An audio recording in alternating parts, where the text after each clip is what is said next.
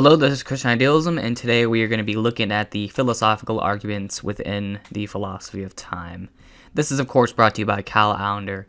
So first, what will be explored here? Well, there are many arguments for and against all theories of time. Here, we will only be looking into the main arguments against A theory and B theory of time. And again, this is a very wide subject, and so I will not go into every single detail, but I will just go over the basics.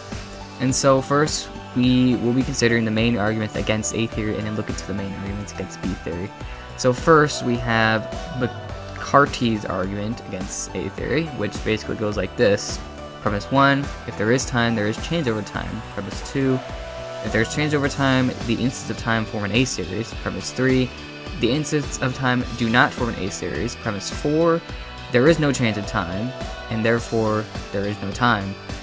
So Premise 3 actually gets the most attention here, and it's the claim that the instants of time do not form an A series. In other words, a series of instants, each of which is either absolutely past, present, or future, cannot form an A series. And so given that the instants of time form an A series exactly as if A theory is true, then if this argument actually works, so if Premise 3 works, and if this argument is successful, then it actually refutes the A theory of time.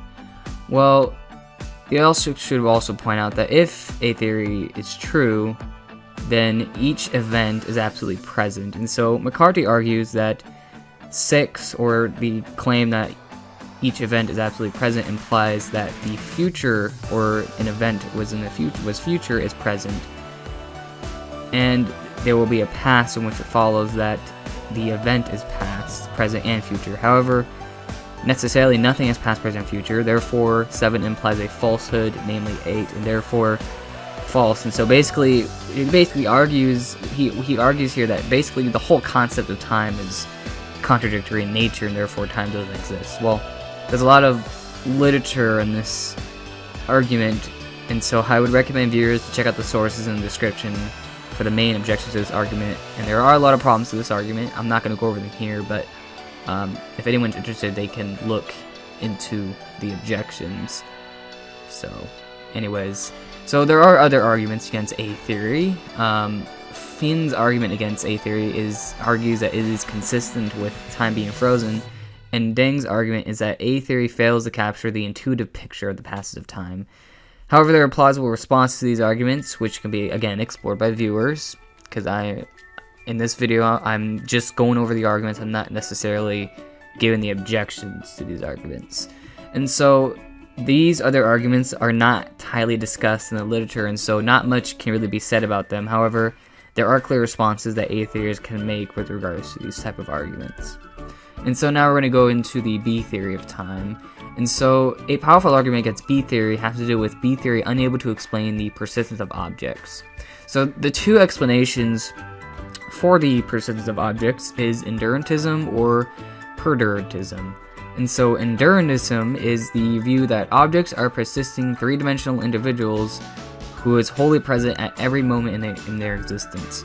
And then you have perdurantism, which is kind of like the four-dimensional view, which is that objects extend in time in a four-dimensional block across time. And so, well, what is the issue here? Well, on endurantism and under B theory, there would be a contradiction of a thing. Someone could be dead and alive at the same time, and so you have these two conflicting states. So the same object can have proper parts at different positions, and therefore they're going to have different parts at different times.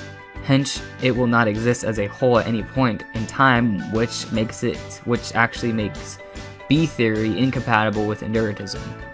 And that's why most B theorists hold the second option, which is perdurantism. However, there are some issues with that as well. So perdurantism had difficulties of its own, since if someone were to make the claim, like a bird called out Bob White, and so if he knows that his experience of hearing Bob and experience of hearing White were not also two other things, each distinct from itself, then you kind of run into this problem under B theory. And so basically the argument is that the endurantist can explain the experience of hearing the voice there exists in X such that here X Bob and then here X Y, but the perdurantists cannot give the same account as an explanation of their experiences. and so it would become insufficient as an explanation. So basically, the problem is that it's not able to explain experience itself under B theory, or under Pindartism for that matter, and so that's kind of the main argument here. And so it is argued that this makes B theory a poorer position since it cannot explain the persistence of objects, and a lot of philosophers argue that the persistence of objects is something that we should accept, and so that's kind of the big argument against B theory, at least from the philosophical standpoint. And so there will be further discussion with regards to this. So these are just the main philosophical arguments against these different theories of time. There are many responses one can actually make to these arguments. We're not going to go over them here, but there are pretty good responses one can make. And so this actually helps us to understand kind of the philosophical aspect of philosophy of time. However, we need to take into account and remember that time is an empirical phenomena as well. And so we need to use an empirical method like science that can give us more clues about the nature of time. And so just because these arguments may or may not work, that doesn't actually really tell us whether or not which view of time is correct. What's really going to tell us which view of time is correct is going to be from the science, because that's where the evidence comes from. So we need to look into that. And so in the next video, we will be exploring the main science of time, in which we will deal with whether space-time is absolute or relative, and take into account special relativity as well. And surprise, surprise, we are going to include a contribution by Johann Ratz on this as well. And so that will be the next video of my series. Anyways, thank you guys for watching, and have a nice day.